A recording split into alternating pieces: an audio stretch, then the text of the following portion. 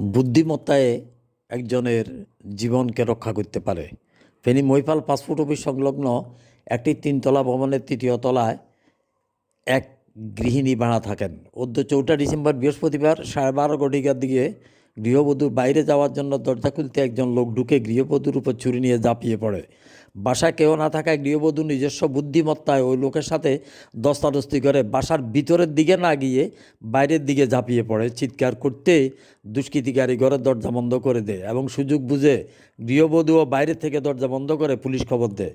প্রায় 2 ঘন্টার রুদ্ধশ্বাস অভিযানে ফায়ার সার্ভিস ও পুলিশ ভবনের দরজা ভেঙে দুষ্কৃতিকারীকে আটক করে থানায় নেয়। গৃহবধূ যদি বুদ্ধিমত্তা খরচ করে বাইরে ঝাঁপিয়ে না পড়তেন, হয়তো এখানে আজকে তার জীবনের শেষ দিন হতো। আসুন, এমন বিপদে আমরা ধৈর্য হারা না হয়ে আগে নিজে ও পরিবারের আত্মরক্ষায় নিয়োজিত হই।